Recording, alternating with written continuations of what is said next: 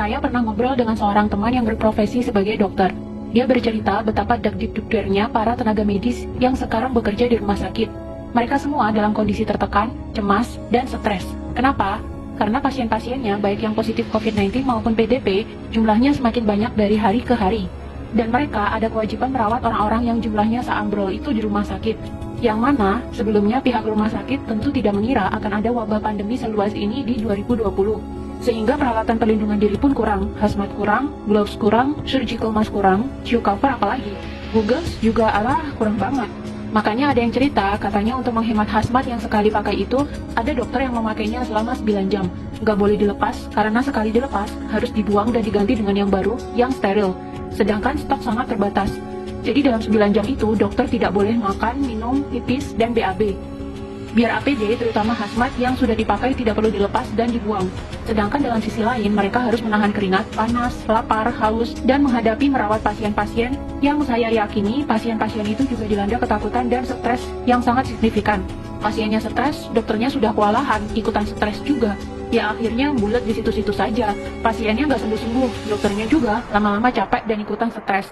Yang nggak kuat fisiknya akhirnya ikutan tepar. Bagaimana cara membantu hal ini supaya cepetan berakhir? Solusinya jangan sampai sakit. Saya di awal sudah sangat tidak setuju dengan masifnya media-media mainstream yang bolak-balik memberitakan angka penderita COVID-19 setiap saat. Memberitakan jumlah korban meninggal, memberitakan korban meninggal yang jenazahnya ditolak, memberitakan warga dan tenaga medis yang diusir dari kampung atau kompleks akibat COVID-19, dan masih banyak lagi. Apakah ada media yang memberitakan bahwa banyak penyakit-penyakit lain yang sudah biasa kita temui di kehidupan sehari-hari sebenarnya justru lebih mematikan? Coba Anda lihat data berikut ini. Penyakit kanker setiap tahunnya membunuh 8,9 juta jiwa. Berarti dalam setiap bulan ada sekitar 741.600 lebih manusia yang meninggal. COVID-19 sejak jadi pandemi hingga April 27, 2020 membunuh hanya 198.842 jiwa saja. Silakan Anda cek sendiri di situs resmi WHO. Padahal, COVID-19 baru jadi pandemi dimulai sejak Januari 2020. Katakanlah sudah ada 3 bulan sampai sekarang, maka COVID-19 baru membunuh 66.000 orang setiap bulannya. Jumlahnya loh, cuma 8,9% dibandingkan dengan kematian akibat kanker. Dan sekarang sudah diterapkan lockdown di mana-mana yang katanya cara ini efektif menurunkan kurva paparan COVID-19. Walau sebenarnya kalau saya lihat skema lockdown juga curiga sih. Hehe. Karena akibat lockdown ini, masyarakat justru semakin takut dan ekonomi mandek. Kantor dan toko yang buka dipaksa tutup. Orang jadi nggak punya penghasilan. Karyawan dipotong gajinya. Pengusaha banyak yang bangkrut. Pemerintah jadinya harus sedia banyak dana, selain untuk kebutuhan medis, tapi juga untuk stimulus ekonomi dan bantuan warga terdampak PSBB, supaya orang-orang tidak kelaparan akibat tidak bisa cari nafkah. Kalau nggak ada dana, ya hutang dong. Namanya penyakit, itu kalau nggak sembuh, ya meninggal dunia.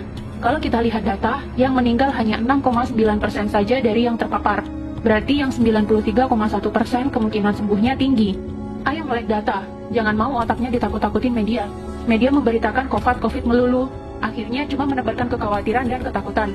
Orang yang khawatir, takut, was-was, sistem imun tubuhnya malah turun. Akhirnya malah kena penyakit macam-macam. Kalau dia bolak-balik melihat berita COVID, dan dia jadi khawatir dan stres karena COVID, dia bisa saja malah kena COVID-19 sungguhan. Sistem imunnya kalah sama ketakutan dan stres. Jadi bagaimana solusinya supaya kita nggak sakit dan nggak merepotkan tim medis? Yang pertama, matikan televisi. Nggak usah nonton televisi kalau beritanya COVID melulu. Masih lebih mending kalian nonton drama Korea, walau sambil nangis-nangis kayak kecipratan bawang merah. Alihkan perhatian kalian ke hiburan-hiburan lain yang lebih menyenangkan. Nonton video-video satisfying di YouTube kek, nonton Panji Petualang kek, atau menghalurian nonton travel vlog di YouTube buat obat piknik kek. Yang kedua, selalu berpikirlah untuk happy. Happy is the key. Harus bahagia. Berkomunikasilah dengan orang-orang yang positif.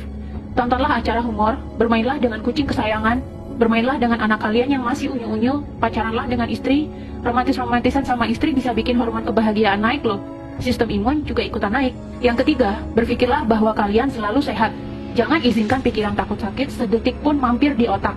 Ganti doa kalian yang semula, ya Allah, jauhkan kami dari wabah ini, dengan, ya Allah, sehatkanlah fisik dan mental kami, supaya kami selalu happy dan bugar.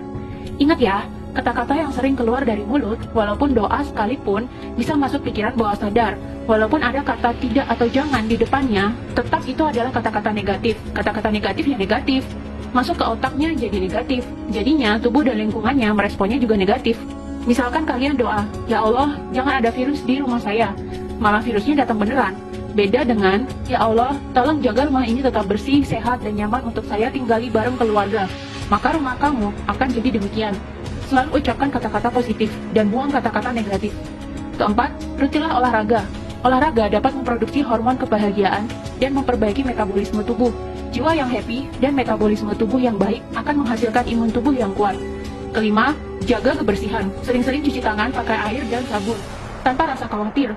Cuci tangan karena niatnya pengen bersih, bukan karena takut COVID-19. Percuma kamu cuci-cuci bolak-balik sampai pakai sabun dicampur alkohol sekalipun, tapi kalau pemikiranmu isinya takut, dan takut saja, ya resiko tertular COVID-19-nya malah tinggi. Keenam, jaga jarak. Kita mungkin kuat atau kebal, tapi orang lain belum tentu. Mari hargai mereka dengan tidak dekat-dekat dan selalu pakai masker ke mana-mana, terutama jika berhadapan dengan orang lain.